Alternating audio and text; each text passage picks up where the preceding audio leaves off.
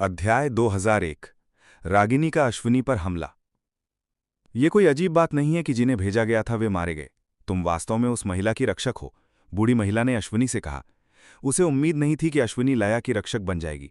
जब अश्विनी लया की रक्षक थी तब कोई भी लया का अपहरण नहीं कर पाएगा, भले ही वे महान लोगों को भेजे। लया को पकड़ना अभी भी बहुत मुश्किल था। तुम लोग जो लया का अपहरण कर रहे हो, तुम्हारे लक्ष्य क्या है?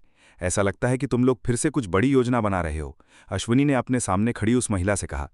मुझे नहीं लगता कि मुझे तुम्हारे सवाल का जवाब देने की जरूरत है। मेरे लिए तुम्हारे सवाल का जवाब देना बेकार है। बूढ़ी महिला ने अश्विनी के सवाल का जवाब देने से इनकार कर दिया। ऐसा लगता है कि तुम्हें सच बोलने के लिए मजबूर करना असंभव है। अश्विनी जानती थी कि वो उस बूढ़ी महिला को सच बोलने के लिए मजबूर नहीं कर सकती थी। अश्विनी ऐसा नहीं कर पाएगी। ये महिला अपने स्वामी के प्रति बहुत वफादार थी। मुझे ये देखकर काफी झुंझलाहट होती है कि तुम अभी भी सुंदर हो। ये देखकर बहुत बुरा लगता है कि मुझसे बड़े लोग अभी भी सुंदर हैं, है ना सीनियर? इस महिला ने अश्विनी को सीनियर कहकर बुलाया। ऐसा लगता है कि अश्विनी इस महिला की सीनियर थी। हमें एक दूसरे को देखे कितना समय हो गया है। तुम बहुत बूढ़ी लग रही हो, अश्विनी ने उस महिला को जवाब दिया। तुम अभी भी सुंदर दिखती हो, इसलिए घमंडी मत बनो। तुमने अतीत में जो किया उससे मुझे घृणा होती है। इस महिला ने बताया कि अश्विनी ने अतीत में जो किया था उससे उसे घिन आती थी। बस इतना कहो कि तुम मुझसे ईर्ष्या करती हो, अश्विनी ने महिला से कहा। उसके सामने खड़ी महिला निश्चित रूप से अश्विनी से जलती होगी। मैं तुम्हारे जैसे गद्दार से क्यों जलूंगी? इस महिला ने कहा कि वो अश्विनी जैसे गद्दार से कभी ईर्ष्या नहीं करेगी। गद्दार जैसा कुछ नहीं होता, मैं वही करती हूं जो मुझे सही लगता है, अश्विनी ने जवाब दिया। चुप रहो, मैं तुम्हें सजा दिलाने के लिए ले जाऊंगी। यह महिला अश्विनी को न्याय के कटघरे में लाएगी ताकि अश्विनी को उसके अतीत के कर्मों का उचित दंड मिल सके। रागिनी, तुम मेरे साथ ऐसा नहीं कर सकती, अश्विनी ने रागिनी से कहा। उन दोनों ने लड़ना शुरू कर दिया। वे दोनों एक दूसरे पर हमला करने लगे। रागिनी ने गर्म लावा की शक्ति का इस्तेमाल किया। यह अश्विनी की सबसे बड़ी कमजोरियों में से एक थी। रागिनी लंबे समय तक अश्विनी के साथ रही थी, इसलिए वो जानती थी कि अश्विनी की कमजोरियां क्या थीं। मुझे लगा था कि तुम यही करोगी, अश्विनी को इसकी उम्मीद थी। उसने पहले ही अंदाजा लगा लिया था कि रागिनी उस पर पिघले हुए लावे से हमला करेगी। अश्विनी ने अपनी शक्ति का इस्तेमाल किया। उसने लावे को जमा दिया और उसे बर्फ में बदल दिया। रागिनी ने अश्विनी को जाने नहीं दिया। वो तुरंत आगे बढ़ी और अश्विनी पर पलटवार किया। बूम! एक बहुत ही भीषण युद्ध छिड़ गया। रागिनी बनाम अश्विनी के बीच एक महान युद्ध हुआ। 12 संरक्षक देवताओं की उपनेता के रूप में रागिनी की ताकत को कम नहीं आंका जा सकता था। उसके पास महान शक्ति थी और उसके पास काफी रणनीतियां थीं। रागिनी अब और पीछे नहीं हटी। उसने अश्विनी से लड़ने के लिए अपनी सारी चालों का इस्तेमाल किया। ज्वालामुखी विस्फोट! रागिनी ने अपनी शक्ति का उपयोग किया। जमीन के नीचे से बड़ी मात्रा में लावा निकलने लगा और अश्विनी की ओर बढ़ने लगा। शाश्वत इम! अश्विनी खुद को हारने नहीं देना चाहती थी और उसने तुरंत शाश्वत बर्फ का उपयोग किया और ज्वालामुखी के विस्फोट को ढक दिया। अश्विनी द्वारा बुलाई गई बर्फ सब कुछ ढकने में सक्षम थी। बर्फ सभी लावे को ढककर उसे बर्फ के ढेरों में बदलने में सक्षम थी। ज्वालामुखी का विस्फोट आगे नहीं बढ़ सका और बर्फ के एक विशाल विस्तार में बदल गया। ऐसा लगता है कि मुझसे लड़ने के लिए तुम्हारे लिए अभी बहुत जल्दी है, अश्विनी ने रागिनी से कहा। रागिनी ने अपने होंठ चबाए। उसके हमले को अश्विनी ने बहुत आसानी से रोक दिया था। तुम बहुत जल्दी खुश हो रही हो, लड़ाई अभी शुरू हुई है। मेरे पास तुमसे निपटने के कई तरीके हैं, रागिनी ने कहा। सच कहूं तो मैं देखना चाहती हूं कि इन सैकड़ों हजारों वर्षों में तुम्हारा कितना विकास हुआ है, अश्विनी ने रागिनी से कहा। क्या तुम्हें यकीन है? ऐसा लगता है कि नीचे भी एक इंटरेस्टिंग लड़ाई चल रही है। वे जिंदा नहीं बचेंगे, रागिनी ने अश्विनी से कहा। फू फू फू फू! ये सुनकर अश्विनी हंस पड़ी। रागिनी ने जो कहा उस पर वो हंस रही थी। तुम क्यों हंस रही हो? कुछ मजेदार है? रागिनी ने अश्विनी से पूछा। रागिनी को समझ नहीं आ रहा था कि अश्विनी क्या सोच रही है। मैं उनके लिए चिंतित नहीं हूं, वे तुम्हारी सोच से कहीं ज्यादा मजबूत हैं। बेहतर होगा कि तुम अपने 2 लोगों की ज्यादा चिंता करो, अश्विनी ने रागिनी से कहा। अश्विनी को लया और सरस्वती की क्षमताओं पर विश्वास था। वे दोनों निश्चित रूप से अपनी समस्याओं को खुद संभालने में सक्षम थीं। तुम्हारा क्या मतलब है? वे जिससे लड़ रहे हैं वे 12 संरक्षक देवताओं के सदस्य हैं। उनके जीतने की कोई संभावना नहीं है, रागिनी ने कहा। नीचे प्रज्ञा और ब्रिजेश थे जो लया और सरस्वती के खिलाफ थे। ये दोनों काफी मजबूत प्रतिद्वंदी थे। वे अपनी क्षमताओं से यामिनी को भी परेशान करने में सक्षम थे, इसलिए उनकी ताकत पर कोई शक नहीं था। ऐसा नहीं है, वे मजबूत लोग हैं जिन्हें मैंने आज के लिए प्रशिक्षित किया है, अश्विनी ने रागिनी से कहा। क्या? रागिनी ने तुरंत प्रज्ञा और ब्रिजेश की ओर देखा। जब उसने उन्हें देखा तो पाया कि वे दोनों बड़ी मुसीबत में थे। लया और सरस्वती के संयुक्त हमले ने उन दोनों को बहुत बड़ी मुसीबत में डाल दिया था। पानी और बिजली का हमला एक बेहतरीन मेल था, इसलिए इसमें कोई आश्चर्य नहीं था कि प्रज्ञा और ब्रिजेश को लया और सरस्वती का सामना करते समय समस्याओं का सामना करना पड़ रहा था। यह असंभव है, वे इस तरह कैसे लड़ सकते हैं? रागिनी को अपनी आंखों पर विश्वास नहीं हो रहा था। ऐसा चेहरा बनाने की जरूरत नहीं है, वे इसे अच्छे से संभाल लेंगे, अश्विनी ने कहा। तुम? रागिनी ने अश्विनी की ओर इशारा किया। उसे उम्मीद नहीं थी कि अश्विनी ने उन्हें इतनी अच्छी तरह तैयार किया होगा। मैं पहले तुम्हें हराऊंगी, रागिनी ने पहले अश्विनी को हराने का फैसला किया। जब तक अश्विनी से निपटा जा सकता था तब तक सब कुछ ठीक होना चाहिए था। रागिनी ने फिर से हमला किया, जबकि अश्विनी ने फिर से बचाव किया। अश्विनी ने रागिनी पर हमला करने के लिए बर्फ के समान स्फटिक का उपयोग किया। आह! रागिनी दूर जा गिरी। उसका शरीर काफी मोटी बर्फ से ढका हुआ था। ये खतरनाक है। रागिनी पीछे हट गई। उसके शरीर का कुछ हिस्सा अश्विनी के हमले से जम गया था। हमले और भी मजबूत हो गए। ऐसा लगा कि वो अब खुद को रोक नहीं रही थी। इससे रागिनी कोने में दबने लगी। बहुत दर्द हो रहा है, ब्रिजेश चिल्लाया। लया के हमले ने उसे असहनीय दर्द महसूस कराया। ये दोनों महिलाएं सामान्य नहीं हैं, ये प्राचीन तकनीकों का उपयोग करने वाली हैं। प्रज्ञा ने लया और सरस्वती की तकनीकों को पहले कभी नहीं देखा था, जिसका मतलब था कि उन दोनों ने प्राचीन तकनीकों का उपयोग किया था जो गायब हो गई थीं। ये बहुत कष्टप्रद है। मैं इन्हें मारना चाहता हूँ। ब्रिजेश लया को मारना चाहता था। तुम अभी भी सजा के अधीन हो, इसलिए कुछ भी बुरा मत करो, वरना वह बूढ़ी दादी तुम्हें सच में कैद कर देगी। प्रज्ञा ने ब्रिजेश को मुसीबत न बढ़ाने की चेतावनी दी। अध्याय 2002। आर्यन ने रागिनी की पागलपन भरी हरकतों को रोका। अब तुम्हारे लिए आत्मसमर्पण करने का समय आ गया है, अश्विनी ने रागिनी से कहा। उसने बताया कि रागिनी के लिए हार मानने का ये सही समय है। ये अभी खत्म नहीं हुआ है। रागिनी ने कहा कि ये अभी खत्म नहीं हुआ है, वो अभी भी अश्विनी के खिलाफ जीत सकती है। रागिनी की बातें सुनकर अश्विनी बेबस दिखी। रागिनी को अब हार मानने के लिए राजी करना काफी मुश्किल था। रागिनी ने अपने शरीर से कवच हटा दिया। उसने वो कवच उतार दिया जिसका उपयोग उसने खुद को दुश्मन के हमलों से बचाने के लिए किया था। मुझे मत बताना कि तुम उसका उपयोग करने जा रही हो। अश्विनी को शायद पता था कि रागिनी क्या उपयोग करने वाली है। मुझे रोकने के लिए अब बहुत देर हो चुकी है। रागिनी ने कहा कि उसे रोकना अब बहुत देर हो चुकी है। कहा जा सकता है कि उसे कोई नहीं रोक सकता था। क्या तुम्हें यकीन है कि तुम इसका उपयोग करना चाहती हो? क्या ये बहुत जल्दबाजी नहीं है? अश्विनी ने फिर कहा। अश्विनी को रागिनी की बात पर यकीन नहीं था। बस ध्यान से देखो। रागिनी का शरीर पिघले हुए लावे से घिरने लगा, जो बहुत गर्म था और जिसका तापमान बहुत अधिक था। लावे ने रागिनी के शरीर को लपेट लिया और रागिनी को लावे से बने 2 पंखों वाले एक विशाल राक्षस में बदल दिया। रागिनी का पूरा शरीर पूरी तरह से अत्यधिक गर्म लावे से ढका हुआ था। उसका पूरा शरीर अब हमले के लिए अभेद्य था।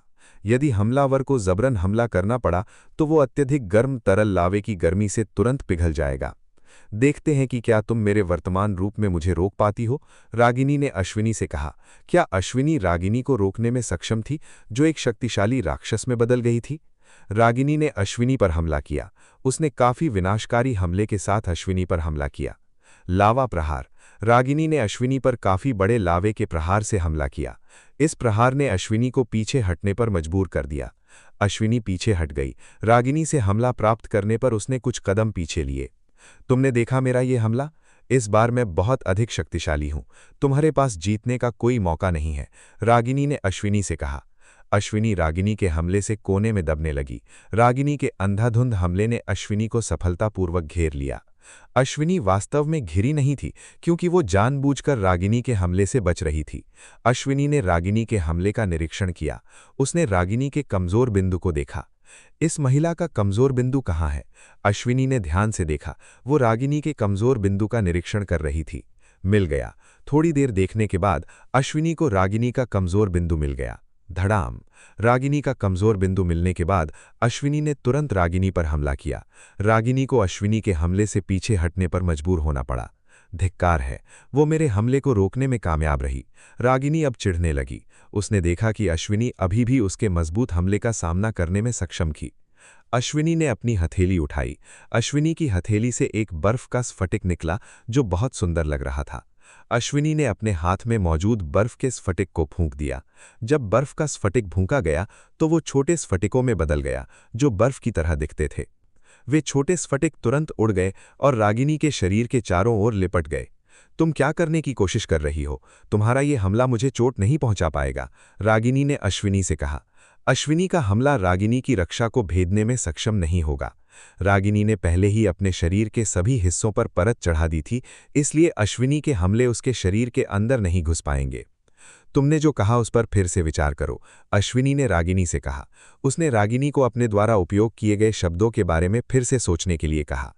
तुम्हारा क्या मतलब है? आह! रागिनी को दर्द महसूस हुआ। उसे अपनी गर्दन के पीछे दर्द महसूस हुआ। रागिनी को आखिरकार समझ आ गया कि अश्विनी ने क्या कहा था। उसे आखिरकार अश्विनी की बात समझ में आ गई। तुमने देखा? रागिनी को उम्मीद नहीं थी कि अश्विनी सब कुछ इतनी जल्दी समझ जाएगी। भले ही रागिनी ने अश्विनी से अपना कमजोर बिंदु छिपाने की कोशिश की थी, लेकिन आश्चर्यजनक रूप से अश्विनी ने इसे खोज ही लिया। तुम वास्तव में बहुत बुद्धिमान हो, तुम्हारे साथ लड़ना काफी कठिन है।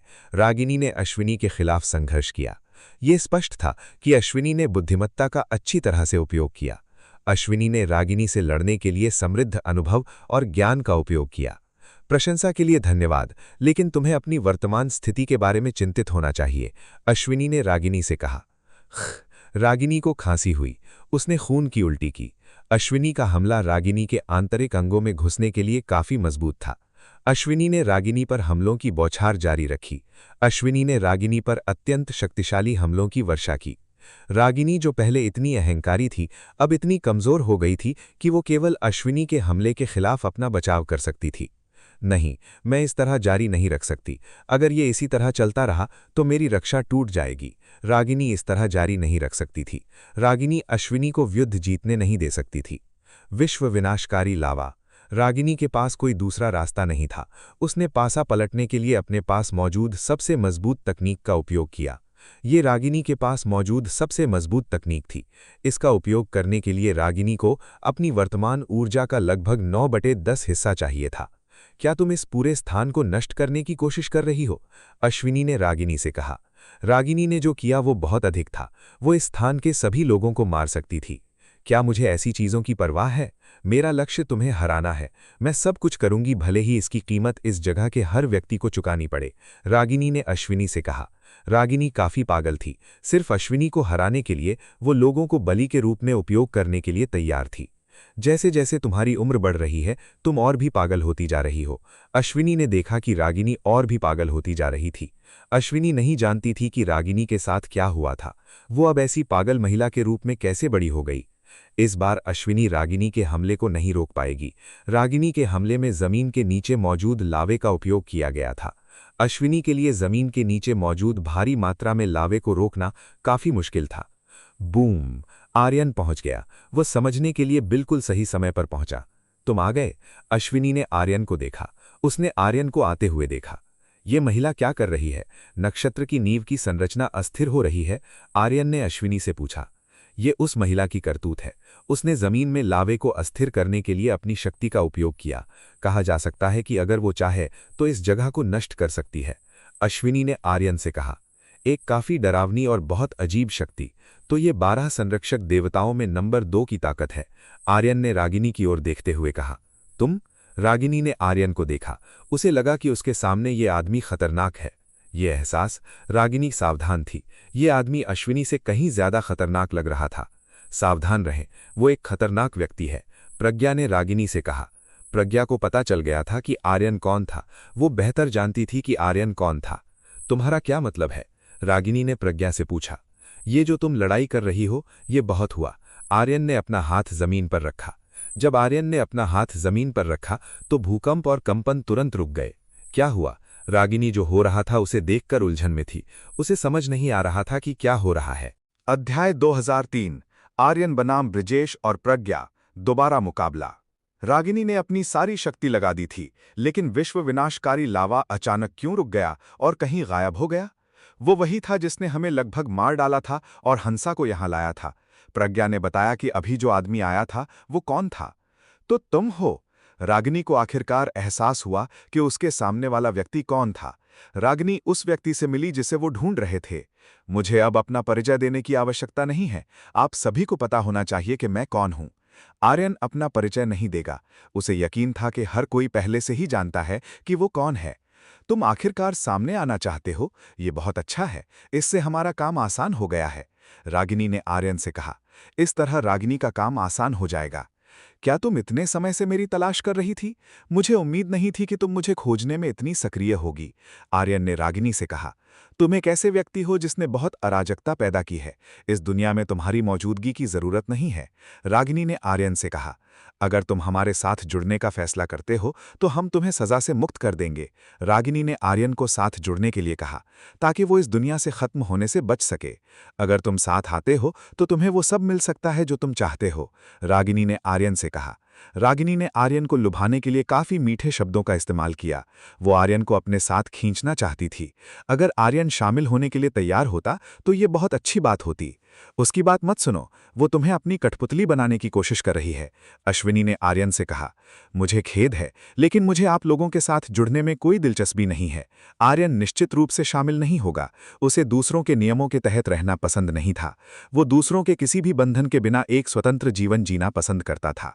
चूंकि ये तुम्हारा निर्णय है तो मैं इसका सम्मान करूंगी। तैयार रहो। रागिनी ने आर्यन पर हमला करने का इरादा किया। रागिनी ने आर्यन की ओर हमला करने की तैयारी शुरू कर दी। उसने अपनी पूरी ताकत का इस्तेमाल करके आर्यन पर हमला करने का फैसला किया। रागिनी के पास बहुत कम ताकत बची थी, इसलिए रागिनी को और ज्यादा देर तक नहीं लड़ना था। इसलिए रागिनी को इस लड़ाई को जल्द से जल्द खत्म करना था। इसे महसूस करो। रागिनी ने आर्यन पर हमला करने के लिए अपने लावा हाथ का इस्तेमाल किया। आर्यन की ओर एक लावा प्रहार किया गया। रागिनी का हमला आर्यन की ओर बढ़ा। एक बहुत बड़ा हमला अविश्वसनीय रूप से तेज गति से आर्यन की ओर बढ़ा। आर्यन आगे बढ़ा। उसने अपने नंगे हाथों से रागिनी के हमले को रोक दिया। बूम! आर्यन ने रागिनी के हमले को नष्ट कर दिया। रागिनी का हमला आर्यन द्वारा बहुत आसानी से कुचल दिया गया। ये कैसे संभव है? रागिनी को विश्वास नहीं हो रहा था कि क्या हुआ था। उसे विश्वास नहीं हो रहा था कि उसके हमले को आर्यन इतनी आसानी से नष्ट किया जा सकता है।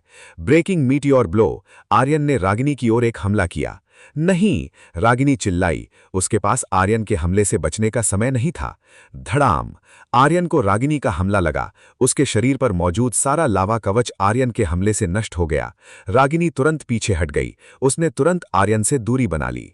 धिक्कार है! रागिनी अब घिरने लगी। आर्यन उसकी कल्पना से कहीं ज्यादा मजबूत निकला। लड़ाई खत्म करने का समय आ गया है, आर्यन ने रागिनी से कहा। अब आर्यन के लिए लड़ाई खत्म करने का समय है। ये इतनी आसान बात नहीं है। प्रज्ञा और ब्रिजेश पास आए। दोनों ने तुरंत रागिनी की मदद की। आर्यन को हराने के लिए प्रज्ञा को कुछ करना था। प्रज्ञा को आर्यन पर हमला करने के लिए प्रतिबंधित तकनीकों के संग्रह का उपयोग करना पड़ा। आर्यन ने प्रज्ञा की ओर देखा। वहां मौजूद सभी लोगों में प्रज्ञा सबसे ज्यादा परेशानी वाली प्रतिद्वंदी थी। मुझे वो किताब छीननी होगी। आर्यन को वो किताब छीननी थी। वो स्थिर नहीं रह सकता था और प्रज्ञा को एक परेशानी भरा प्रतिबंधित हमला करते हुए नहीं देख सकता था। Perfect steel! आर्यन ने प्रज्ञा के हथियार को चुराने के लिए परफेक्ट स्टील का इस्तेमाल किया। क्या? प्रज्ञा ये देखकर हैरान रह गई कि आर्यन ने क्या किया है। आर्यन ने उसके हाथों में मौजूद किताब कैसे चुरा ली? उसने अभी क्या किया? ब्रिजेश भी तब हैरान रह गया जब उसने देखा कि आर्यन ने प्रज्ञा की चीज बिना उन्हें पता चले ले ली। मैं इसे ले लूंगा। ये बहुत परेशानी वाली किताब है, आर्यन ने प्रज्ञा से कहा। आर्यन ने बताया कि वो प्रज्ञा के उस मुख्य हथियार को ले लेगा जिसका उपयोग उसके खिलाफ किया जा रहा था। इसे मुझे जल्दी वापस करो। प्रज्ञा ने आर्यन से कहा कि उसने जो किताब अभी ली है उसे वापस करे। मैं तुम्हें किताब नहीं देना चाहता। आर्यन ने प्रज्ञा के अनुरोध को ठुकरा दिया। आर्यन इतना मूर्ख कैसे हो सकता था कि वो दुश्मन का खतरनाक हथियार वापस कर दे? कमीने! प्रज्ञा गुस्से में थी। आर्यन के व्यवहार से प्रज्ञा को गुस्सा आ गया। प्रज्ञा आगे बढ़ी और आर्यन से लड़ने लगी। मैं तुम्हारी मदद करूंगा। ब्रिजेश ने प्रज्ञा की मदद करने का फैसला किया। वे दोनों मिलकर आर्यन के खिलाफ काम करेंगे। आर्यन ने प्रज्ञा और ब्रिजेश के सभी हमलों से बचाव किया। वो बहुत आसानी से सभी हमलों से बच गया और किसी ने उसे छुआ नहीं। प्रज्ञा और ब्रिजेश द्वारा किए गए सभी हमलों से आर्यन 100% बच गया। उनमें से किसी को भी आर्यन को मारने का मौका नहीं मिला। वो सब कुछ कैसे चकमा दे सकता है? ब्रिजेश ने आर्यन से सवाल करना शुरू किया। ब्रिजेश जानना चाहता था कि आर्यन उनके द्वारा किए गए सभी हमलों से कैसे बच सकता है। आर्यन ने टाइम विजन का इस्तेमाल किया। वो प्रज्ञा और ब्रिजेश द्वारा की गई हर चाल को बता सकता था। इसलिए ये अजीब नहीं था कि वे दोनों आर्यन को नहीं मार सके। आर्यन उनसे बहुत ऊपर था। पहले मैं तुम्हें नहीं मार सका था, इस बार मैं सुनिश्चित करूंगा कि तुम दोनों यहीं खत्म हो जाओ, आर्यन ने प्रज्ञा और ब्रिजेश से कहा। आर्यन सुनिश्चित करेगा कि प्रज्ञा और ब्रिजेश यहीं खत्म हो जाएं। ऐसा कभी नहीं होगा। प्रज्ञा और ब्रिजेश ने आर्यन को जवाब दिया। दोनों ने आर्यन को जवाब दिया और उन्हें बताया कि वे इस जगह पर नहीं मरेंगे। Desolate palms! आर्यन ने अजीब चालें चलनी शुरू की। उसने लड़ाई खत्म करने के लिए डेसोलेट पाम्स का इस्तेमाल किया। आर्यन का बहुत लंबे समय तक लड़ना नहीं था। ये उसकी तैयार की गई सभी योजनाओं को बर्बाद कर सकता था, इसलिए उसे चीजों को जल्दी खत्म करना था। काले बादल जमा होने लगे। बादलों के पीछे से एक प्राचीन आभा उभरी और प्रज्ञा और ब्रिजेश की ओर बढ़ने लगी। ये थोड़ा बुरा है। प्रज्ञा और ब्रिजेश को बुरा लगा। आर्यन ने उनके खिलाफ काफी शक्तिशाली तकनीक का इस्तेमाल किया। Sky snow sword storm. Brijesh ने आर्यन के हमले को रोकने का निर्णय किया। उसने अपनी पूरी ताकत का उपयोग करके आर्यन के हमले का विरोध करने का फैसला किया। Haven flame punishment. प्रज्ञा के पास अपनी पूरी ताकत का उपयोग करने के अलावा कोई विकल्प नहीं था। उसने आर्यन के खिलाफ अपने इक्के का इस्तेमाल किया। डेसोलेट पाम्स की टक्कर हेवन फ्लेम पनिशमेंट और स्काई स्नो स्वॉर्ड स्टॉर्म से हुई। परिणामी विस्फोट इतना शक्तिशाली और विनाशकारी था। ये स्पष्ट था कि ये उच्च स्तरीय तकनीकें एक दूसरे से टकरा रही थीं। हेवन फ्लेम पनिशमेंट और स्काई स्नो स्वॉर्ड स्टॉर्म के हमलों ने डेसोलेट पाम्स को दबाने की कोशिश की। उन दोनों ने आर्यन के हमलों को दबाने के लिए अपनी पूरी ताकत का इस्तेमाल किया। आर्यन ने खेल में भाग लिया। उसने ब्रिजेश और प्रज्ञा के हमलों के खिलाफ अपने हमलों को मजबूत किया। आर्यन ने दबाना शुरू किया। उसने ब्रिजेश और प्रज्ञा के हमलों को दबाना शुरू किया। असंभव। ब्रिजेश और प्रज्ञा को विश्वास नहीं हो रहा था कि क्या हो रहा है। उनके संयुक्त हमले भी आर्यन के हमले को हराने में असमर्थ थे। कुचल दिया गया। आर्यन ने पूरी ताकत लगाई। डेसोलेट पाम्स बाहर निकला और तुरंत हेवन फ्लेम पनिशमेंट और स्काई स्नो स्वॉर्ड स्टॉर्म को नष्ट कर दिया। अध्याय 2004। रागिनी को मारने का प्रयास। धड़ाम! एक बहुत बड़ा विस्फोट हुआ। इस विशाल विस्फोट ने तुरंत प्रज्ञा और ब्रिजेश को नष्ट कर दिया। उन्हें हराने के लिए इतना पर्याप्त होना चाहिए। आर्यन का हमला दुश्मन को हराने के लिए काफी होना चाहिए था। इतने शक्तिशाली हमले के बाद प्रज्ञा और ब्रिजेश जीवित नहीं बचेंगे। रागिनी को विश्वास नहीं हुआ जब उसने देखा कि क्या हुआ था। सच कहूं तो जो हुआ उससे रागिनी अभी भी सदमे में थी। आर्यन बहुत मजबूत था। ये आर्यन से स्पष्ट था जो प्रज्ञा और ब्रिजेश को आसानी से हराने में सक्षम था। अगली तुम्हारी बारी है, आर्यन ने रागिनी से कहा। इस बार रागिनी के कुचले जाने की बारी थी। नहीं! रागिनी डर गई। वो डर गई जब उसने आर्यन को अपनी ओर बढ़ते देखा। रागिनी ने इस जगह से भागने का फैसला किया। आर्यन ने रागिनी का पीछा करने का इरादा किया। वो इस महिला को भागने नहीं दे सकता था।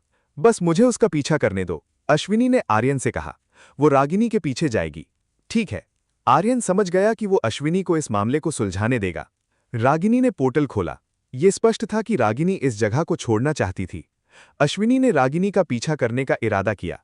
वो रागिनी को भागने नहीं देगी। वो मास्टर, अवनी ने आर्यन से कहा। रागिनी द्वारा उपयोग किए जाने वाले पोर्टल के प्रवाह में कुछ गड़बड़ है। तुम बिल्कुल सही कह रही हो। मुझे उसे रोकना चाहिए। आर्यन अवनी की बात से सहमत था। आर्यन को अश्विनी को रोकना ही चाहिए था। उसे इस बारे में बुरा एहसास हो रहा था। आर्यन वहां टेलीपोर्ट हुआ जहां अश्विनी थी। उसने अश्विनी को रागिनी के पास जाने से रोका। पति? अश्विनी ने आर्यन से पूछा। वो जानना चाहती थी कि आर्यन ने उसे क्यों रोका। कुछ सामान्य नहीं है, आर्यन ने अश्विनी से कहा। उसने देखा कि रागिनी द्वारा उपयोग किया गया पोर्टल असामान्य था। अश्विनी ने इसे ध्यान से देखा। उसे पोर्टल के बारे में कुछ भी अजीब नहीं लगा। क्या तुम्हें यह महसूस नहीं हो रहा? आर्यन ने अश्विनी से पूछा। आर्यन को अजीब लगा। अश्विनी को यह महसूस क्यों नहीं हो रहा था? उसे पोर्टल के पीछे कुछ बहुत शक्तिशाली महसूस होना चाहिए था। तुम लोग मेरा पीछा क्यों नहीं करते? रागिनी ने आर्यन और अश्विनी से कहा। मैं इतना मूर्ख नहीं हूं। हम तुम्हारे द्वारा तैयार किए गए जाल में नहीं फंसेंगे, आर्यन ने रागिनी से कहा। वो उसे बता रहा था कि वो जाल में फंसने के लिए इतना मूर्ख नहीं होगा। तुम? रागिनी को उम्मीद नहीं थी कि आर्यन सब कुछ समझ आ जाएगा। तुम वास्तव में काफी चतुर हो। अफसोस कि तुमने गलत प्रतिद्वंदी को चुना, आर्यन ने रागिनी से कहा। आर्यन ने अपनी शक्ति का उपयोग किया। उसने एक दिव्य बिजली का भाला बनाया और सीधे रागिनी की ओर फेंक दिया। नहीं! रागिनी आर्यन के हमले से बचने के इरादे से जल्दी से निकल गई। आर्यन का हमला इतना शक्तिशाली था कि वो रागिनी के जीवन के लिए खतरा बन सकता था। रागिनी पोर्टल में घुस गई। उसके पीछे दिव्य बिजली का भाला था जो उसकी पीठ में चुभने के लिए तैयार था। रागिनी और भाला दोनों आर्यन की नजर से गायब हो गए। क्या इसे मारने के लिए इतना काफी है? अश्विनी ने आर्यन से पूछा कि क्या आर्यन ने जो किया वो रागिनी को मारने के लिए पर्याप्त था। मुझे भी नहीं पता। मुझे उम्मीद है कि वो हमला उसे मारने के लिए काफी शक्तिशाली था। आर्यन को पता नहीं था। वो बस आशा कर रहा था कि अभी जो हमला हुआ वो रागिनी को मारने के लिए पर्याप्त शक्तिशाली था। तुमने मुझे क्यों रोका? अश्विनी ने आर्यन से पूछा। वो उसका कारण जानना चाहती थी। तुमने इसे महसूस नहीं किया, लेकिन अभी वहां एक काफी डरावना अस्तित्व था, इसलिए मैंने तुम्हें उस महिला का पीछा करने से रोकने का फैसला किया। आर्यन ने वो कारण बताया जिसकी वजह से उसने अश्विनी को रोका था। वो क्या है? क्या तुम मुझे बता सकते हो? अश्विनी ने आर्यन से पूछा। मुझे यकीन नहीं है। ये एक भयानक राक्षस जैसा लग रहा था। बेहतर होगा कि तुम उससे न लड़ो। मैं जानता हूं कि तुम मजबूत हो, लेकिन तुम्हारा प्रतिद्वंदी कहीं अधिक भयानक है। आर्यन ने अश्विनी को चेतावनी दी। उसने अश्विनी से कहा कि अभी उस राक्षस से न लड़े।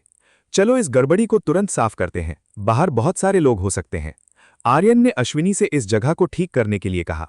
इस जगह को मरम्मत की जरूरत थी। ठीक है, अश्विनी ने सिर हिलाया। उसने और आर्यन ने इस जगह की मरम्मत की। पति, लया और सरस्वती आईं। उन्होंने आर्यन का अभिवादन किया और आर्यन की स्थिति के बारे में पूछा। हम ठीक हैं। आर्यन ने बताया कि वो ठीक हैं। वे दोनों ठीक थे और उन्हें कोई चोट नहीं आई थी। लया, मानसी का घाव बढ़ गया है, तुम वहां जाओ और उसे ठीक करने में उसकी मदद करो। आर्यन ने लया से मानसी का इलाज करने के लिए कहा। मैं उसके साथ जाऊंगी। सरस्वती लया के साथ चली गई। दोनों मानसी के स्थान पर पहुंच गए। आर्यन और अश्विनी ने इस जगह की मरम्मत की। मरम्मत खत्म करने के बाद आर्यन ने तुरंत बाधा खोली और वे दोनों भी तुरंत इस जगह से निकल गए। भाग्यवश आर्यन ने अत्यंत मजबूत बाधा बनाई थी। इस तरह उन्हें सभी नुकसानों की मरम्मत करने का समय मिल गया। बाकी सब कहाँ हैं? आर्यन ने अश्विनी से पूछा कि बाकी सब अभी कहाँ हैं। वे एक बहुत सुरक्षित स्थान पर भाग गए, इसलिए उन्हें ठीक होना चाहिए। अश्विनी ने कहा कि हर कोई ठीक है। उसने जानबूझकर उन्हें लड़ाई से दूर एक सुरक्षित स्थान पर भेज दिया था। बहुत अच्छा। आर्यन ये सुनकर खुश था। अब और कोई समस्या नहीं होनी चाहिए। क्या सब कुछ अभी भी योजना के अनुसार है? अश्विनी ने आर्यन से पूछा। वो जानना चाहती थी कि सब कुछ अभी भी शुरू की योजना के अनुसार है। ऐसा लगता है कि इटर्नल सनस्टार क्षेत्र अब और भी सतर्क हो जाएगा। हमें कहीं अधिक कठिन लड़ाई का सामना करना पड़ेगा, आर्यन ने अश्विनी से कहा। आर्यन ने काफी उथल-पुथल मचा दी थी, जिससे यह निश्चित था कि इटर्नल सनस्टार क्षेत्र अब उनसे सावधान रहने लगेगा। आर्यन ने दुर्गेश पर हमला किया था, इसलिए इटर्नल सनस्टार क्षेत्र को आने वाले समय के लिए और भी ज्यादा सावधान रहना चाहिए। तुम चाहे जो करो, मैं हमेशा तुम्हारा समर्थन करूंगी। अश्विनी हमेशा आर्यन का समर्थन करेगी। वो आर्यन के लिए सर्वश्रेष्ठ सहयोग देगी। बहुत बहुत धन्यवाद। आर्यन ने धन्यवाद दिया। वो अश्विनी ने जो किया उसके लिए आभारी था। अश्विनी और आर्यन बादलों के ऊपर थे। उन्होंने शांति से रात का नजारा देखा।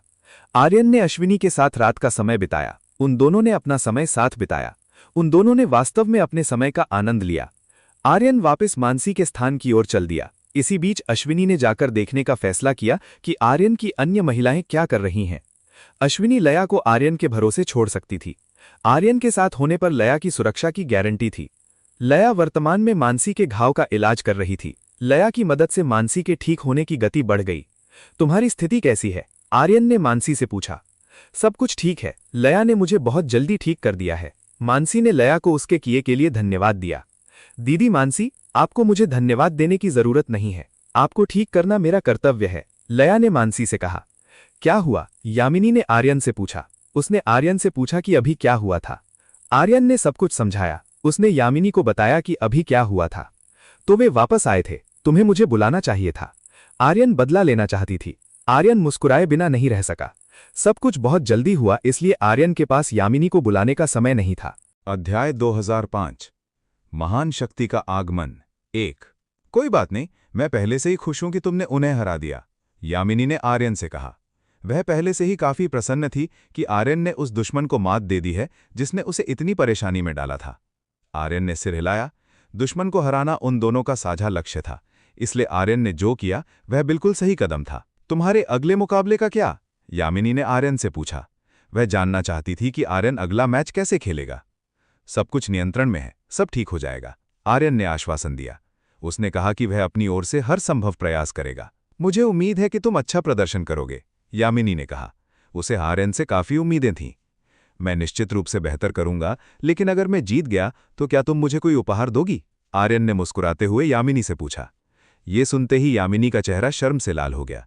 उसे उम्मीद नहीं थी कि आर्यन उससे इस तरह की बात पूछेगा। ठीक है, इसमें कोई हर्ज नहीं है। अगर तुम अपना सर्वश्रेष्ठ दोगी तो मैं तुम्हें एक बहुत ही विशेष उपहार दूंगी, यामिनी ने सहमति दी। सरस्वती और लया ये देखकर खिलखिला उठी कि कैसे आर्यन चंद्रमा की देवी यामिनी के साथ छेड़खानी कर रहा था। यामिनी को इस तरह चिढ़ते हुए देखना एक दुर्लभ दृश्य था।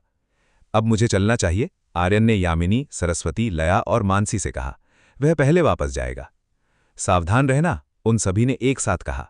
ये क्षेत्र दुश्मनों से भरा था, इसलिए वे चाहती थी कि आर्यन सतर्क रहे। आर्यन ने सिर हिलाया और अपने निवास की ओर चल पड़ा। वहां अदिति अभी भी गहरी नींद में थी। आर्यन के साथ हुए युद्ध के बाद वह बहुत थक गई थी। आर्यन अदिति के साथ रहा और अगले युद्ध के शुरू होने का इंतजार करने लगा। जल्द ही अगली प्रतियोगिता का समय हो गया। आर्यन के पास अब अधिक समय नहीं था। जब प्रतियोगिता आखिरकार शुरू हुई तो सभी प्रतिभागी एक स्थान पर एकत्र हुए। आर्यन अकेले ही अखाड़े की ओर बढ़ा। वहां उसने कई शक्तिशाली योद्धाओं को देखा, जिनमें से कुछ से वह पहले कभी नहीं मिला था। आर्यन के लिए ये चेहरे थोड़े अनजान थे। पूरी दुनिया से लोग इस खेल को देखने आए थे। ये एक दुर्लभ अवसर था, इसलिए कोई भी इसे चूकना नहीं चाहता था। नमस्ते, सानिका आर्यन के पास आई और हाथ हिलाकर उसका अभिवादन किया। क्या बात है? आर्यन ने पूछा। वह जानना चाहता था कि वह उसके पास क्यों आई है। ये कैसी प्रतिक्रिया है? एक सुंदर महिला तुमसे बात करने आई है और तुम ऐसे बर्ताव कर रहे हो, सानिका ने चिढ़ते हुए कहा। तो क्या तुम्हें आने पर मुझे खुश होना चाहिए? आर्यन ने मजाक में कहा। बेशक, सानिका ने जवाब दिया। ठीक है, आर्यन मुस्कुराया और उसने बहुत गर्मजोशी से उसका स्वागत किया। मूर्ख, सानिका उस पर चिल्लाई, जिससे आर्यन हंस पड़ा। उसे सानिका को चिढ़ाने में मजा आता था। तभी एक बहुत बड़ा धमाका हुआ। इस धमाके की गूंज और लहरों ने सबका ध्यान अपनी ओर खींच लिया। क्या हुआ? आर्यन ये जानने के लिए उत्सुक था। तो अमर अमोघ सागर क्षेत्र के लोग सबसे पहले आए हैं, सानिका ने आर्यन को बताया। अमर अमोघ सागर क्षेत्र, आर्यन ने नाम दोहराया। ऐसा लगा कि अब असली खेल शुरू होने वाला था।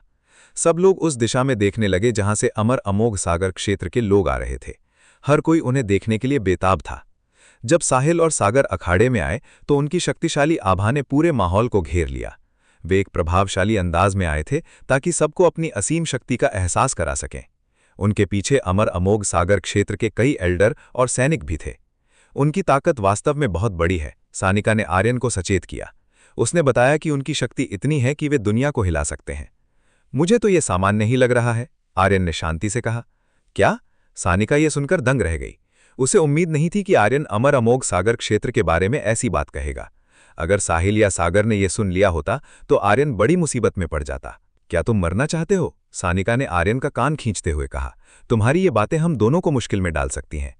मुझे इसकी चिंता नहीं है, आर्यन ने बेफिक्री से कहा।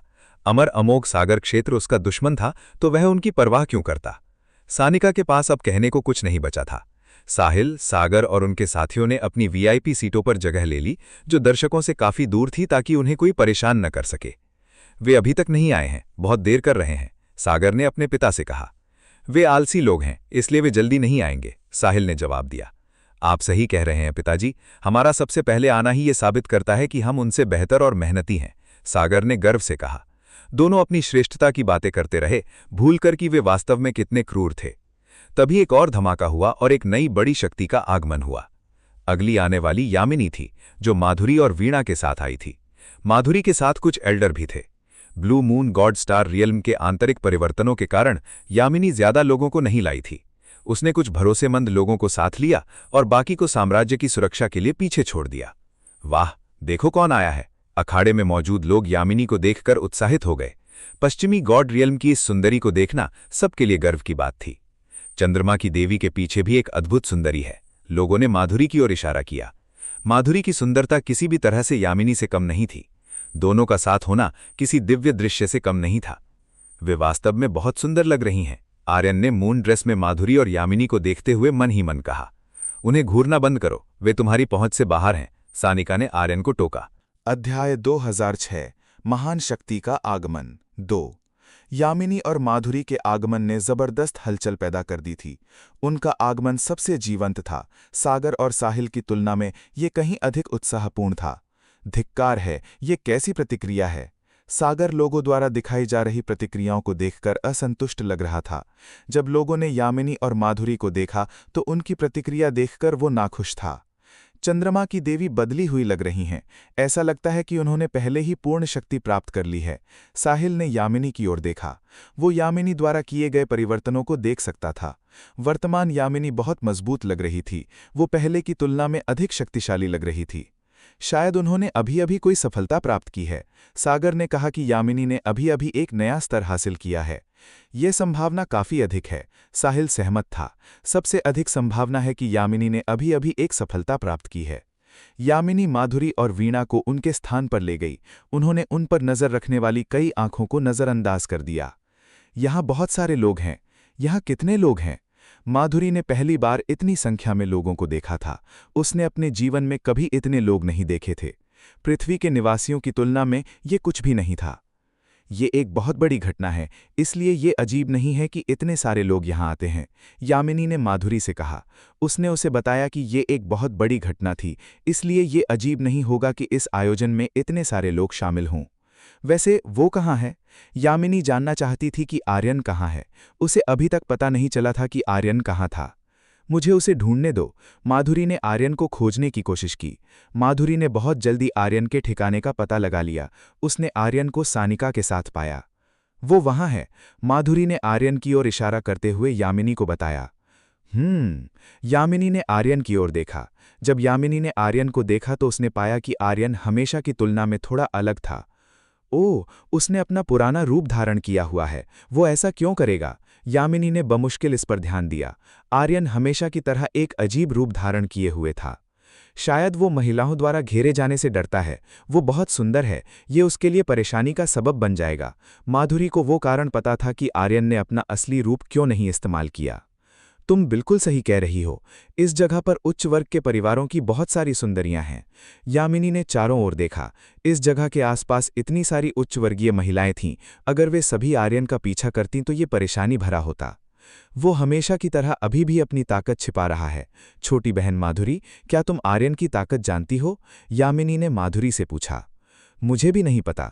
वो अपनी ताकत छिपाने के लिए उच्च श्रेणी के खजानों का उपयोग करता है, इसलिए मुझे उसकी ताकत का पता नहीं है। माधुरी ने यामिनी को उत्तर दिया। माधुरी को इस मामले के बारे में पता नहीं था। सच कहूं तो उसे इस बारे में ज़्यादा जानकारी नहीं थी। तो तुम्हें भी नहीं पता? शायद समय आने पर मैं उससे सीधे पूछूंगी। यामिनी को शायद आर्यन से सीधे पूछना होगा। आर्यन से सीधे पूछकर यामिनी वो उत्तर प्राप्त कर सकती थी जो वो चाहती थी। बूम! इस बार पवित्र स्वर्ग नक्षत्र क्षेत्र की बारी थी। पवित्र स्वर्ग नक्षत्र क्षेत्र बड़ी संख्या में लोगों के साथ अपनी ताकत दिखाते हुए आया। मीरा भी मौजूद थी। बहुत बुरा हुआ कि वो वर्तमान में कपड़े से ढकी पालकी में थी, इसलिए हर कोई मीरा को स्पष्ट रूप से नहीं देख सका। बहुत बुरा हुआ। तितली देवी खुद को दिखाना नहीं चाहती। कई लोग निराश थे। वे सभी निराश थे जब उन्होंने देखा कि मीरा खुद को दिखाना नहीं चाहती थी। ऐसा लग रहा था कि मीरा उनकी सोच से कहीं अधिक शर्मीली थी। जब लोगों ने मीरा की ओर देखा तो सागर तुरंत क्रोधित हो गया। उसने उन लोगों को डराने के लिए अपनी ताकत का इस्तेमाल किया जिन्होंने मीरा की ओर देखने की हिम्मत की। लोग मीरा की ओर देखने से डरने लगे। वे सभी सागर की दादागिरी से डर गए। ऐसा लगता है कि वो बहुत ज्यादा कर रहा है, आर्यन ने सागर की ओर देखते हुए कहा। ये अजीब नहीं है। उनकी शादी बस कुछ ही दिनों की बात है, इसलिए राजकुमार सागर को मीरा को दूसरों द्वारा देखे जाने की अनुमति नहीं देनी चाहिए। भले ही मैं उसे देखना चाहता हूं, आर्यन ने सानिका से कहा। आर्यन मीरा को फिर से देखना चाहता था। ये शर्म की बात है कि मीरा पालकी में छिपी हुई थी। आर्यन के लिए मीरा को व्यक्तिगत रूप से न देख पाना अत्यंत निराशाजनक था। अब और परेशानी मत करो, बेहतर है कि तुम मैच पर ध्यान दो, सानिका ने आर्यन से कहा। उसने उससे कहा कि वो परेशानी पैदा ना करे। अगर सागर ने ये सुना तो वो निश्चित रूप से आर्यन से बहुत नाराज होगा। मैंने तुमसे कहा था कि मैं डरता नहीं हूं। आर्यन ने बताया कि वो डरता नहीं है। वो सागर से नहीं डरता था।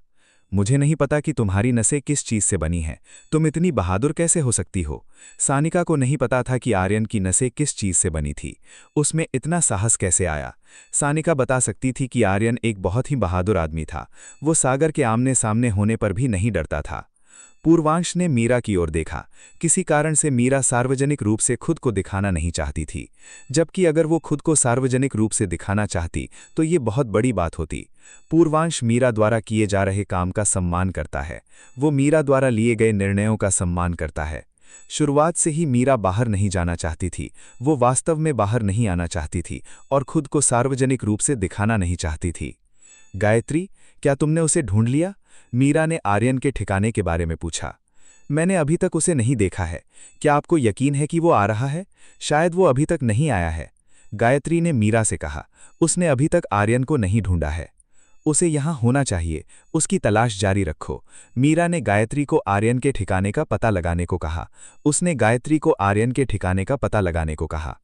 मैं उसे खोजने की कोशिश करूंगी। गायत्री अपना बेस्ट प्रयास करेगी। वो आर्यन के ठिकाने को खोजने में मीरा की मदद करने की पूरी कोशिश करेगी। पूर्वांश अपने स्थान पर गया। वो सभी के साथ सीधे उन सीटों पर गया जो उनके लिए तैयार की गई थी। पश्चिमी गॉड रेल्म की 5 महान शक्तियों में से 3 पहले ही एकत्र हो चुकी हैं। अब बस इटर्नल सन स्टार क्षेत्र और 5 लॉर्ड डिवाइन अकेडमी की प्रतीक्षा करने की बात है। उन दोनों के आने के बाद सब कुछ ठीक हो जाएगा। सभी प्रतिभागी भी आ चुके हैं। ऐसा लगता है कि सभी 5 लॉर्ड डिवाइन अकेडमी की प्रतीक्षा कर रहे हैं कि अगला कौन आएगा। सभी इसके बारे में बहुत उत्सुक हैं। बूम! एक सुपर शक्तिशाली विस्फोट दिखाई दिया। इस बार विस्फोट बहुत मजबूत और बहुत अधिक शक्तिशाली था। ये स्पष्ट था कि ये विस्फोट पहले की तुलना में बहुत भयानक था। ये शक्ति पहले की तुलना में बहुत अधिक है। आर्यन ने देखा कि ये शक्ति पहले की तुलना में बहुत अधिक है। तुम बिल्कुल सही कह रहे हो, ये पहले की तुलना में बहुत अधिक है। सानिका आर्यन की बात से पूरी तरह सहमत थी। इतनी शक्ति केवल एक समूह के पास हो सकती है। इतनी शक्ति वाला समूह केवल इटर्नल सन स्टार क्षेत्र ही हो सकता है। एक सूर्य की ज्वाला तुरंत फैल गई। जब इस ज्वाला को महसूस किया गया तो हर कोई कांप गया। कुछ तो इस ज्वाला को प्राप्त करने पर बेहोश भी हो गए। अध्याय 2007। एक और नलिनी। हर कोई पहले से ही जानता था कि कौन आ रहा है। वे सभी जानते थे कि ये इटर्नल सन स्टार क्षेत्र है। केवल इटर्नल सन स्टार क्षेत्र ही ऐसा कुछ कर सकता था। आर्यन ने इटर्नल सन स्टार क्षेत्र के आगमन का अवलोकन किया। वह इटर्नल सन स्टार क्षेत्र की पूरी शक्ति का पता लगाना चाहता था। इटर्नल सन स्टार क्षेत्र कितना मजबूत है, आर्यन वास्तव में सूर्यकांत द्वारा लाई गई शक्ति के बारे में जानता है। यदि आर्यन अभी इटर्नल सन स्टार क्षेत्र की शक्ति को जान सके तो सूर्यकांत से निपटना बहुत आसान होगा। सूर्यकांत आखिरकार पहुंच गया। वह मजबूत साधना आधार वाले दर्जनों साधकों के साथ आया। वे सभी सूर्यकांत के साथ सफाई से पंक्तिबद्ध थे। सूर्यकांत के ठीक पीछे दो सुंदरियां थीं, एक शनाया थी और दूसरी नलिनी थी। क्या? आर्यन यह देखकर चौंक गया। आर्यन स्वाभाविक रूप से चौंक गया जब उसने नलिनी को सूर्यकांत के साथ देखा। वाह, दो देवियां आ रही हैं। वे दोनों बहुत सुंदर और आकर्षण से भरी लग रही हैं। नलिनी और शनाया की सुंदरता देखकर हर कोई दंग और चकित रह गया। उन दोनों की सुंदरता लोगों को दीवाना बनाने और अपना आपा खो देने वाली थी। विशेष रूप से शनाया के पास इतना मजबूत आकर्षण था। शनाया का मजबूत आकर्षण एक ऐसी चीज है जिसका विरोध करना काफी कठिन है। शनाया के आकर्षण के खिलाफ लड़ना बहुत मुश्किल है। क्या वह नलिनी है? आर्यन नलिनी को देखकर आश्चर्यचकित रह गया, जो सूर्यकांत के साथ थी। नहीं, ये नलिनी नहीं है। आर्यन देख सकता था कि वह महिला नलिनी नहीं है। अगर वह महिला नलिनी होती तो आर्यन उस महिला की उपस्थिति को महसूस कर सकता था। वह महिला कौन है? उसने नलिनी का रूप क्यों लिया है? आर्यन काफी जिज्ञासु था। वह इस महिला की पहचान के बारे में जानने को उत्सुक था। तो यह सही है, एक और नलिनी बहन है। यह बहुत दिलचस्प है, अवनी ने आर्यन से कहा। वह इसमें काफी रुचि ले रही थी। तुम बिल्कुल सही कह रही हो। यह अजीब नहीं है कि हर कोई नलिनी के गायब होने से अनजान है। पता चलता है कि सूर्यकांत ने एक क्लोन बनाया है और चीजों को अपनी इच्छा के अनुसार चलाया है। आर्यन ने नकली नलिनी की ओर देखते हुए कहा। तुम क्या करोगे? अवनी ने आर्यन से पूछा। जब मैं अपनी महिला की नकल दूसरों द्वारा करते हुए देखता हूं तो मैं चुप नहीं रह सकता। मैं इसकी अनुमति नहीं दूंगा, आर्यन ने अवनी से कहा। सच कहें तो आर्यन यह देखकर खुश नहीं था। इस नकली नलिनी ने उसे असहज बना दिया था। आर्यन को सूर्यकांत भी पसंद नहीं था। उसे वास्तव में सूर्यकांत का अहंकार पसंद नहीं था। आर्यन शायद पहली बार सूर्यकांत से मिला था। भले ही यह उनकी पहली मुलाकात थी, फिर भी आर्यन सूर्यकांत को पसंद नहीं करता था। आर्यन ने निवेदिता की ओर देखा। वह निवेदिता के ठिकाने की तलाश कर रहा था। आर्यन जानना चाहता था कि निवेदिता कहाँ है। निवेदिता वर्तमान में अन्य पीक लॉर्ड के साथ थी। वह दूसरे पीक लॉर्ड के साथ बैठी थी और खेल की प्रगति देख रही थी। चूंकि निवेदिता मध्यम रैंक के नक्षत्र से थीं, इसलिए उसे बहुत अच्छी सीट नहीं मिली थी। सूर्यकांत के आगमन को देखकर निवेदिता अप्रसन्न लग रही थी। वही थी जो सूर्यकांत और उसके गुर्गों के आगमन से सबसे कम खुश थी। मुझे और भी शांत होने की जरूरत है। निवेदिता ने खुद को शांत करने की कोशिश की। वह नियंत्रण नहीं खो सकती थी। निवेदिता ने एक बहुत गहरी सांस ली। उसने अपने दिल को शांत करने के लिए एक बहुत गहरी सांस ली। थोड़ी देर बाद निवेदिता आखिरकार शांत हो गई। वह खुद को बहुत अच्छी तरह से नियंत्रित कर सकती थी। वह अब सूर्यकांत से नाराज नहीं थी। निवेदिता के लिए अपना बदला लेने का समय आएगा। निवेदिता ने आर्यन की ओर देखा। जब निवेदिता ने आर्यन की ओर देखा तो उसे अधिक राहत महसूस हुई और वह शांति में आ गई। निवेदिता आर्यन को देखकर मुस्कुराई। घूंघट के पीछे से आर्यन पहले से ही जानता था कि निवेदिता उसे देखकर मुस्कुरा रही है। आर्यन ने बदले में मुस्कुराहट दी। उसने निवेदिता को देखकर वापस मुस्कुराया। वह आदमी हमेशा की तरह अहंकारी। साहिल सूर्यकांत के प्रकट होने के तरीके से खुश नहीं था। सूर्यकांत के प्रकट होने के तरीके ने उसे घृणा से भर दिया। वह सबके सामने काफी अहंकारी है। पूर्वांश ने भी ऐसा ही महसूस किया। सूर्यकांत बहुत ही अहंकारी शैली में प्रकट हुआ था। क्या वह सूर्यकांत है? माधुरी ने यामिनी से पूछा। वह जानना चाहती थी कि क्या वह सूर्यकांत है। हाँ, वह सूर्यकांत है। यामिनी ने उसे बताया कि वह सूर्यकांत है, जो गॉड रियल्म के सबसे खतरनाक लोगों में से एक है। उसके पास एक बहुत ही प्रभावशाली आभा है।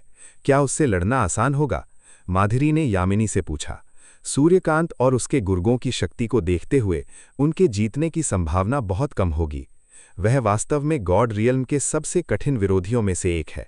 अगर तुम उसे हरा सकते हो तो तुम सुनिश्चित हो सकते हो कि तुम शासक बन जाओगे, यामिनी ने माधुरी से कहा।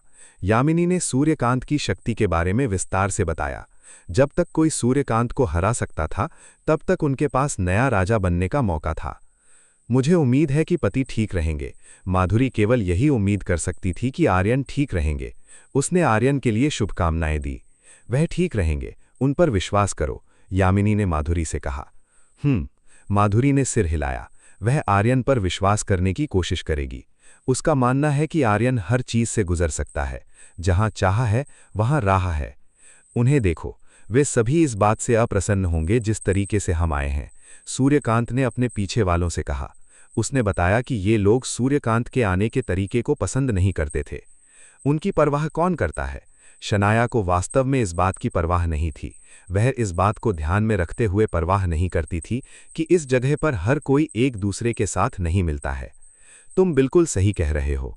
उनके बारे में सोचने का कोई मतलब नहीं है। उन्हें हमारे बारे में सोचने दो और उनके लिए सुझाव है कि वह इसके बारे में सोचते रहें, श्यामलाल ने सूर्यकांत से कहा। तुम दोनों बिल्कुल सही हो। उन्हें गुस्सा दिलाने में मजा आता है। सूर्यकांत खुश था। उसे दूसरे लोगों को गुस्सा दिलाने में खुशी महसूस होती थी। यही सूर्यकांत का मूल लक्ष्य था। सूर्यकांत इटर्नल सन स्टार क्षेत्र की पूरी शक्ति दिखाना चाहता था। वह दुनिया को दिखाना चाहता था कि इटर्नल सन स्टार क्षेत्र इस दुनिया में सबसे मजबूत जगह है।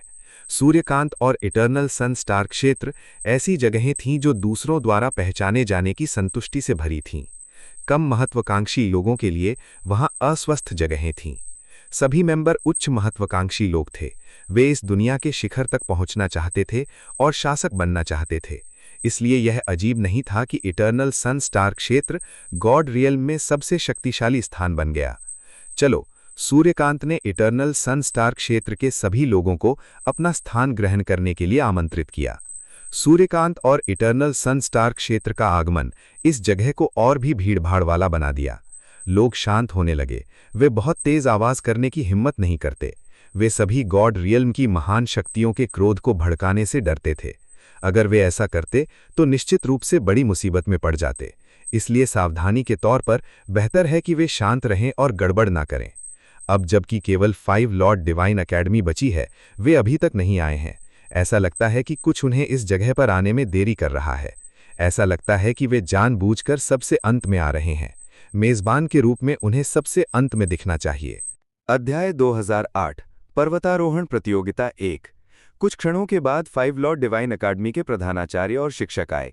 वे काफी गरिमामय तरीके से आए। उन्होंने अन्य महान शक्तियों की तरह शोर शराबे वाले साधनों का उपयोग नहीं किया। कमल ने सभी का नेतृत्व किया। एक प्रधानाचार्य के रूप में 5 लॉर्ड डिवाइन अकादमी के सभी सर्वश्रेष्ठ शिक्षकों और छात्रों का नेतृत्व करना उनका कर्तव्य था। आखिरकार 5 लॉर्ड डिवाइन अकादमी के शक्तिशाली लोग भी आ गए हैं। ये देखकर हर कोई बहुत खुश लग रहा था। इसका मतलब था कि अब असली लड़ाई शुरू होने वाली है। आप सभी का इस बार के आयोजन में आने के लिए धन्यवाद। कमल ने सभी का स्वागत किया। उन्होंने इस स्थान पर मौजूद सभी लोगों का उचित स्वागत किया। तालियां। सभी ने तालियां बजाई। उन सभी ने कमल की बातों का स्वागत किया। मुझे उन सभी प्रतिभागियों को भी बधाई देनी है जिन्होंने यहां तक पहुंचने के लिए कड़ी मेहनत की है। आप इस स्थान पर पहुंचे हैं, इसका मतलब है कि आप योग्य लोग हैं, कमल ने सभी प्रतिभागियों से कहा। सभी प्रतिभागियों ने सिर हिलाया। उन्होंने वास्तव में बहुत कड़ी मेहनत की थी। वे इस बिंदु तक पहुंचने के लिए संघर्ष कर चुके थे और उनके सभी संघर्षों का फल जल्द ही मिलने वाला था। ये मैच आपकी पिछली लड़ाइयों से अलग होगा। आप सभी को दर्शकों द्वारा देखा जाएगा। अपना सर्वश्रेष्ठ प्रदर्शन करें।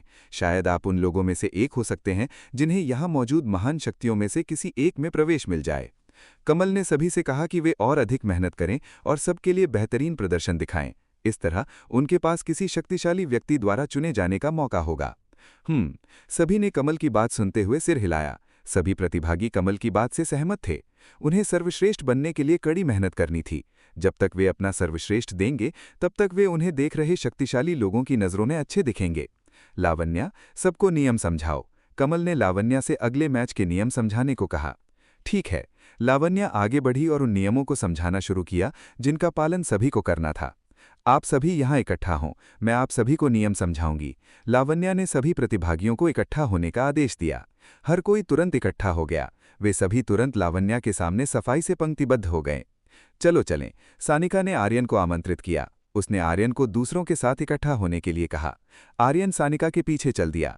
सानिका की बातों को मानने के मामले में वो असहाय था। आर्यन सानिका के साथ अन्य प्रतिभागियों के पास पहुंचा। वे लावण्या की बात सुनने के लिए एकत्र हुए। आप सभी उस पर्वत को देखें। लावण्या ने तैयार किए गए विशाल पर्वत की ओर इशारा किया। सभी ने उस पर्वत की ओर देखा जिसकी ओर लावण्या ने इशारा किया था। जब उन्होंने पर्वत को देखा तो उन्होंने पाया कि पर्वत अत्यंत ऊंचा था। कम से कम वो पर्वत 10,000 मील से अधिक ऊंचा था। ये पर्वत बर्फ और तेज हवाओं से ढका हुआ है। पर्वत के चारों ओर एक शक्तिशाली तूफान घूम रहा है। साथ ही सबसे ऊपर काफी तेज बिजली चमक रही है। ये एक प्रतिकूल पर्वत है। वहां का मौसम बहुत खराब है। आप सभी उस पर्वत पर चढ़ेंगे। लावण्या ने सभी को बताया कि उन्हें क्या करना है। क्या हमें चढ़ना शुरू करना चाहिए? किसी को उम्मीद नहीं थी कि उन्हें पर्वतारोहण करना होगा। बेशक, आप चढ़ना शुरू करेंगे। इसे ध्यान से याद रखें, आपको उड़ने के लिए अपनी शक्ति का उपयोग करने की अनुमति नहीं है। यदि आप कभी ऐसा कुछ मूर्खतापूर्ण करते हैं तो आपको तुरंत नीचे भेज दिया जाएगा और फिर से शून्य से शुरुआत करनी होगी। लावण्या ने सूचित किया कि सभी प्रतिभागियों को अपनी उड़ने की शक्ति का उपयोग करने से प्रतिबंधित किया गया है। नहीं, हर कोई घबराने लगा। लावण्या की बात सुनकर वे सभी घबरा गए। अगर वे अपनी उड़ने की शक्ति का उपयोग नहीं कर सकते थे तो ये एक बड़ी समस्या होगी। ज्यादा शिकायत मत करो, ये एक युद्ध है, इसलिए तुम लोगों को इस लड़ाई का सामना करना होगा। ठीक है, सभी ने सिर हिलाया। वे सभी जीवित रहने का अपना सर्वश्रेष्ठ प्रयास करेंगे। आपका समय 4 घंटे है। आप जितना ऊपर चढ़ेंगे उतना ही ज्यादा दबाव का सामना करना पड़ेगा। ये और भी भयानक होगा, इसलिए रास्ते में सावधान रहें, लावण्या ने वहां मौजूद सभी लोगों से कहा। एक और बात जो मुझे आप सभी को बतानी है, पर्वत पर कई जादुई जीव हैं, इसलिए आपकी यात्रा स्मूथ नहीं होगी। क्या आप समझ गए? लावण्या ने स्पष्ट किया। ठीक है, अगर आप सभी समझ गए हैं तो मैं आपको तैयारी के लिए समय दूंगी। इस कठिन यात्रा के लिए आपको जो कुछ भी चाहिए उसे तैयार कर लें, लावण्या ने सभी प्रतिभागियों से कहा। ये सुनकर हर कोई तुरंत तैयार होने लगा। वे सभी अपनी जरूरत की चीजें जुटाने लगे। क्या तुम तैयार नहीं हो? सानिका ने आर्यन से पूछा। नहीं, मुझे इसकी जरूरत नहीं है, ये सिर्फ एक चढ़ाई है। आर्यन को किसी तैयारी की जरूरत नहीं थी, सब कुछ उसके नियंत्रण में था। ये निश्चित रूप से उतना आसान नहीं होगा जितना तुम सोचते हो, सानिका ने आर्यन से कहा। उसने आर्यन को बताया कि ये वैसा नहीं होगा जैसा आर्यन ने कल्पना की थी। ये सिर्फ बच्चों का खेल है, ज्यादा तैयारी की जरूरत नहीं है, आर्यन ने सानिका से कहा। यह तुम्हारी मर्जी है। सानिका को आर्यन की सोच समझ में नहीं आई। हे हारने वाले, क्या तुम हारने के लिए तैयार हो? रियांश आर्यन के पास आया। उसने आर्यन से चुनौतीपूर्ण लहजे में कहा। यह स्पष्ट था कि वो आर्यन के साथ कोई समस्या खड़ी करना चाहता था। तुमने क्या कहा? रियांश आर्यन की बात से खुश नहीं लगा। रियांश बहुत हास्यास्पद था, जबकि उसका मूल उद्देश्य आर्यन का मजाक उड़ाना था, लेकिन अब वो खुद ही क्रोधित हो गया था। रियांश आर्यन से बहुत नाराज था। वो आर्यन को नष्ट करना चाहता था। अब और मत लड़ो, सैनिका ने आर्यन और रियांश को शांत करने की कोशिश की। वे दोनों ऐसे लग रहे थे जैसे वे लड़ने वाले हों और कोई बड़ी गड़बड़ करने वाले हों। तुम देखोगे, मैं निश्चित रूप से पहले स्थान पर आऊंगा और तुम्हें बताऊंगा कि तुम एक हारने वाले हो, रियांश ने आर्यन से कहा। क्या ऐसा है? तो मैं तुम्हें 2 घंटे का अंतर दूंगा। मैं देखना चाहता हूं कि तुम उसमें कितने समर्थ हो। आर्यन ने रियांश को उत्तर दिया। आर्यन रियांश को 2 घंटे की बढ़त देगा। पहले 2 घंटों के लिए आर्यन रियांश को आगे बढ़ने देगा, उसके बाद वो आगे बढ़ेगा। ये कहा जा सकता है कि आर्यन अपने 2 घंटे का समय बर्बाद होने देगा ताकि रियांश पहले शुरुआत कर सके। क्या तुम्हारा दिमाग ठिकाने नहीं है? सानिका ये देखकर चौंक गई कि आर्यन ऐसी मूर्खतापूर्ण हरकत कर रहा है। वो अपना समय बर्बाद करने की कोशिश कर रहा था। ये बहुत ही बेवकूफ़ी भरी बात थी। तुम्हें हस्तक्षेप करने की जरूरत नहीं है, मुझे इसे इसके साथ सुलझाने दो, आर्यन ने सैनिका से कहा। सैनिका ने मुंह फुला लिया। आर्यन की बात सुनकर वो नाराज हो गई। तुम बहुत परेशान करने वाले हो। सैनिका अब आर्यन की परवाह नहीं करेगी। बस इस बेवकूफ को वो करने दो जो वो चाहता है। अध्याय 2009 पर्वतारोहण प्रतियोगिता 2। मैं ये देखने के लिए इंतजार नहीं कर सकता कि तुम खुद को कैसे शर्मिंदा करते हो, रियांश ने आर्यन से कहा। वो ये देखने के लिए बेताब था कि आर्यन खुद को कैसे अपमानित करता है। ये देखना निश्चित रूप से उसके लिए बहुत सुखद बात होगी। हम देखेंगे कि कौन हारेगा, आर्यन ने रियांश से कहा। उसने कहा कि रियांश इस लड़ाई को हार जाएगा। आर्यन और रियांश दोनों से एक बेहद डरावनी आभा निकलने लगी। वे ऐसे लग रहे थे जैसे वे अभी लड़ने वाले हों। सानिका डरने लगी थी। उसे डर था कि आर्यन और रियांश आपस में युद्ध शुरू कर देंगे। सानिका को पिछली बार की याद आई जब वे दोनों मिले थे। वे दोनों लगभग एक दूसरे से टकरा गए थे और विनाश कर दिया था। यहाँ तक कि उसकी बड़ी बहन भी उनके बीच के युद्ध को नहीं रोक पाई थी। क्या तुम लोग तैयार हो? जब तुम्हारी बातें खत्म हो जाएं तो चलिए शुरू करते हैं। लावण्या ने वहां मौजूद सभी प्रतिभागियों से कहा। उसने बताया कि अब मुकाबला शुरू होने वाला है। हम सब तैयार हैं। हर कोई तैयार था। वे सभी पहाड़ पर चढ़ने के लिए उत्साहित थे। ठीक है, तो चलिए शुरू करते हैं। लावण्या ने सबको आमंत्रित किया। सभी प्रतिभागी लावण्या के पीछे पहाड़ के निचले हिस्से तक गए। आप सभी के पास 4 घंटे हैं। अपना सर्वश्रेष्ठ प्रदर्शन करें। जिस आखिरी स्थान पर आप कदम रखेंगे वही आपका स्थान निर्धारित करेगा। और यहाँ मौजूद सभी लोगों में से केवल शीर्ष 1024 लोग ही अगले स्तर पर जाएंगे, जहाँ आप एक बनाम एक की लड़ाई लड़ेंगे। लावण्या ने सबको समझाया। लावण्या की घोषणा से सभी प्रतिभागी चकित रह गए। अपना सर्वश्रेष्ठ दें। अब शुरू करें, लावण्या ने आदेश दिया। लावण्या ने चढ़ाई की लड़ाई शुरू कर दी। सभी सीधे अंदर गए और चोटी की ओर चढ़ना शुरू कर दिया। वे भागे। वे जितनी जल्दी हो सके चोटी पर पहुंचने के लिए अपनी पूरी ताकत से दौड़ने लगे। जैसे ही प्रतिभागियों ने ऊपर जाना शुरू किया, जमीन के नीचे से जादुई जीव प्रकट हुए। ये जादुई जीव सामने आए और प्रतिभागियों पर हमला करने लगे। निचले हिस्से के जादुई जीव अभी भी बहुत कमजोर थे, इसलिए सभी प्रतिभागी उन्हें आसानी से हरा सकते थे। रियांश ने इस बार बढ़त बना ली। वो नंबर 1 बनने में सफल रहा। रियांश की गति और युद्ध शक्ति बहुत अच्छी थी। ये अजीब नहीं था कि वो पहले स्थान पर रहने में सक्षम था। दूसरे स्थान पर प्रदीप था। इस रहस्यमय आदमी ने दूसरा स्थान हासिल किया। ये कुछ ऐसा था जिसने दर्शकों को आश्चर्यचकित कर दिया। अन्वय और मोक्ष उनके पीछे थे, जबकि सानिका थोड़ी पीछे थी। वो वर्तमान में विहान के पीछे चल रही थी। मुकाबला कड़ा था। हर कोई अपना सर्वश्रेष्ठ प्रयास कर रहा था। वे सर्वोच्च स्थान के लिए लड़ रहे थे और दिखा रहे थे कि वे इस स्थान पर रहने के योग्य हैं। मुकाबले का सीधा प्रसारण एक विशेष प्रोजेक्टर के माध्यम से किया जा रहा था, जो पृथ्वी पर मौजूद प्रोजेक्टरों से बहुत बेहतर था। हर कोई दूर से ही मैच का हाल देख सकता था। ज्यादातर लोग रियांश का समर्थन कर रहे थे, क्योंकि वो वहां मौजूद सबसे शक्तिशाली प्रतिभागी था। रियांश की ताकत पर अब कोई संदेह नहीं था। एक प्रतिभाशाली योद्धा के रूप में उसके पास वास्तव में अच्छी ताकत थी। रियांश ने अपने विरोधियों को पीछे छोड़ दिया। हर किसी ने उसे पकड़ने की कोशिश की, लेकिन वे ऐसा नहीं कर सके। रियांश उनसे काफी आगे निकल गया था। ये अद्भुत है। इस रियांश की ताकत बहुत मजबूत है। उसके पास ऐसी ताकत है जो सभी प्रतिभागियों से कहीं ऊपर है। ऐसा लगता है कि इस रियांश को हराना मुश्किल होगा। साहिल ने रियांश का मूल्यांकन किया। वो पुष्टि कर सकता था कि रियांश पूर्ण विजेता बन सकता है। ये निष्कर्ष निकालना बहुत जल्दबाजी होगी कि इस लड़ाई में कौन जीतेगा, पूर्वांश ने साहिल से कहा। उसने साहिल को बताया कि ये कहना जल्दबाजी होगी कि विजेता कौन होगा। शर्त लगाना चाहते हो? साहिल ने पूर्वांश को दांव लगाने के लिए आमंत्रित किया। मैचों में ऐसा करना पहले से ही आम बात है। ठीक है, पूर्वांश इस पर सहमत हो गया। वे एक दूसरे पर दांव लगाएंगे। मुझे उम्मीद है कि तुम्हारे पास मेरे लिए कुछ अच्छा होगा, साहिल ने उम्मीद जताई। मुझे भी उम्मीद है कि तुम्हारे पास मेरे लिए कुछ अच्छी चीजें होंगी, पूर्वांश ने भी वैसा ही जवाब दिया। वे दोनों बहुत परिचित लग रहे थे। इस स्थान पर मौजूद सभी लोगों के सामने वे वास्तव में घनिष्ठ लग रहे थे। वे दोनों लोग करीब आ रहे हैं। सूर्यकांत ये देखकर खुश नहीं लग रहा था। पूर्वांश और साहिल की घनिष्ठता उसे पसंद नहीं आई। पूर्वांश और साहिल की घनिष्ठता शायद थोड़ी समस्या बन सकती थी। जब दो बड़ी शक्तियां एक साथ आती हैं तो सूर्यकांत के लिए भी उनसे निपटना मुश्किल हो जाता है। वो चुपचाप क्यों खड़ा है? यामिनी ने आर्यन की ओर देखा। उसने देखा कि आर्यन बस स्थिर खड़ा था और कुछ नहीं कर रहा था, जबकि अन्य प्रतिभागियों ने पहले ही शुरुआत कर दी थी। यामिनी ने अपना ध्यान आर्यन पर केंद्रित किया। वो ये जानने के लिए काफी उत्सुक थी कि आर्यन क्या कर रहा था। अन्य प्रतिभागियों के विपरीत आर्यन बहुत शांत लग रहा था। उसने कुछ नहीं किया और स्थिर खड़ा रहा। शायद उसने कोई योजना बनाई है। माधुरी को भी नहीं पता था कि आर्यन क्या कर रहा था। वो भी जिज्ञासु थी। आर्यन की हरकत ने माधुरी को उलझन में डाल दिया था। मुझे उम्मीद है कि वो जल्द ही शुरू करेगा। यामिनी वास्तव में चाहती थी कि आर्यन जल्द ही चढ़ाई शुरू करे। वो उसकी ताकत देखना चाहती थी। तुम अभी तक चुपचाप क्यों खड़े हो? तुम आगे नहीं बढ़ना चाहते? लावण्या ने आर्यन से पूछा।